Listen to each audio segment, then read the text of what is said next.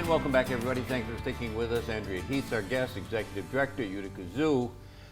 10 years on the job. Boy, I bet you that's gone by fast, yes? Very fast. Other days, you know, I feel like I've been there forever and ever because I've learned so much and I've settled in, but then there's days where it feels like it's the first day. And I really still love it. How much property is up there on the hill? We have about 80 acres, 35 of which are developed. We have some new things. Even this year, we brought in new African painted dog.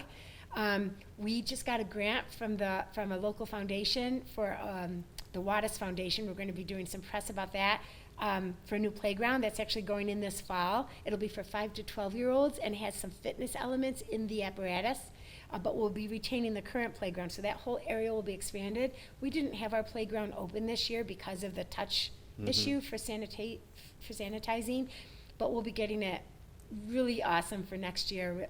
Next year, our families will see a lot of extra activities at the zoo in addition to viewing the animals. What are you doing about the concession stand, the food? Are you doing that now, or is that? We had the concession open throughout the year. It was with Patrick O'Connor from from Feasts and Festivities. We named our concession stand a couple of years ago Polly's, after our salmon-crested bird, cockatoo, and he's about 85 years old. He's resided at the zoo over 45 years. And so in a way to honor and someday memorialize Polly, it's been named Polly's. But the concession stand was open, and they had their own ways that they adhered to the new compliance issues. So it was served at the tables. We had limited tables under the pavilion with social distancing, a lot of sanitizing happening. Are you still having your Adopt an Animal program? We are, and more than ever, we need that. Yeah, tell people how that works.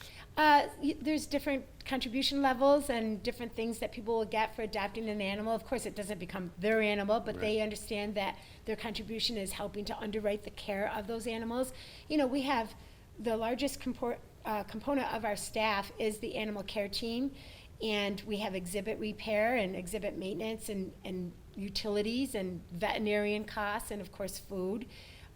So, you know, it costs quite a bit to take care of the animals at the zoo. Yeah, one of the things that I've seen in fundraising over the years is that people are more enthusiastic about donations if it's for a specific thing, rather than just giving money to the Utica Zoo or the United County History Center or whoever.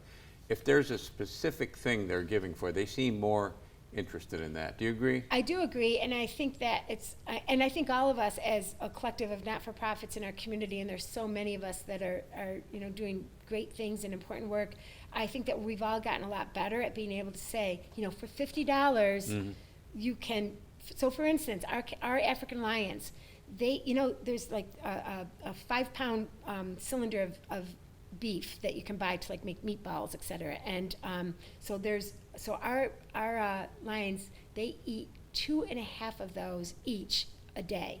So that's 12 pounds. So all it takes is in your mind to think about, okay, how much does it cost for a pound of ground beef right now? And theirs is a little bit more than that. It has some different things in it, but it's, you know, that goes to show we can help someone tangibly imagine what it might do with a $50 contribution or a $100 or a $25. Now, through October 31st with the Utica Zoo, and this started in April, one of our donors, Dr. Joan Sinnott, she does a lot of work with our animals. She's a retired comparative psychologist with animals. She's been matching gifts up to $20,000 a month, every month from April through October 31st. Any gift, large or small, up to $20,000 a month. And so we still have a few days left in September to meet that goal, and then certainly in October. Let me make sure I understand. So if I donate $50 to the Utica Zoo, it becomes $100? Yes, with Joan Sinnott's gift, up to $20,000. Yeah, pretty good deal. So for the whole month of October, it'll be a you know, a challenge for us to raise that, but we'll work hard. Beaver Sprite, you and I were talking about that during one of the commercial breaks out in Dollarville? Yes, just past the Dollarville Bridge, actually in the town of Oppenheim.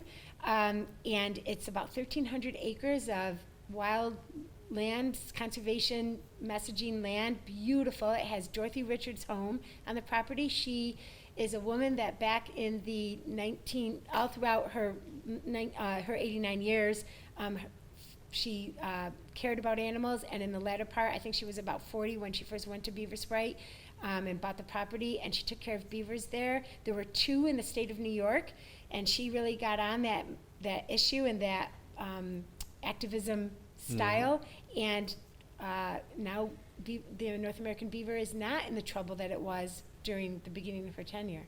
And so does Beaver Sprite now belong to the Utica Zoo? It does. It was donated to us through the Bank of New York Mellon, Philadelphia.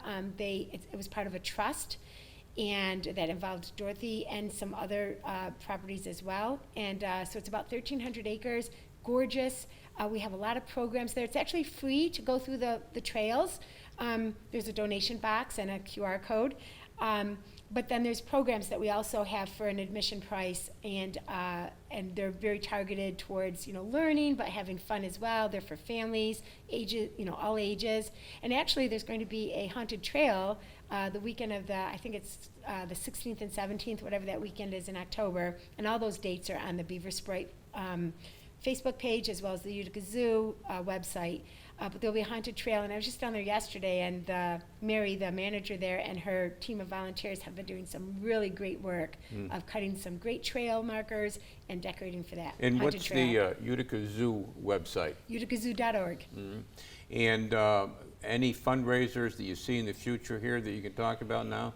I mean, the major thing is whether or not we can do things, so we're still working on that. We're trying to make sure that we have the blessing of the state, the approval, because the last thing we want to do is exert time and money on some projects and then get them pulled. But we do have classes that we are doing with a limited capacity of people on weekends in October, starting I think the third weekend in October. We'll be doing our wild weekends, which means people can pop into the auditorium with social distancing and a limited number of people, and there'll be animals for some meet and greets.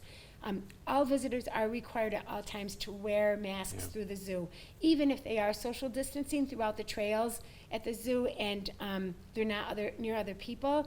They're still near our animals, and we're still, without things really being known about the virus, we're still in major protection mode for our animals and for our team, who we have a very limited staff, even more so now because we did have to furlough some folks.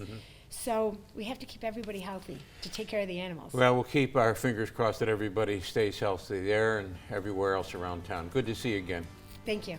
That's going to do it for us this week, but we'll be back next week. We'll do it all again. Don't forget cnyhomepage.com. Lots of good stuff there as well. Until next time, take care of yourself, everybody.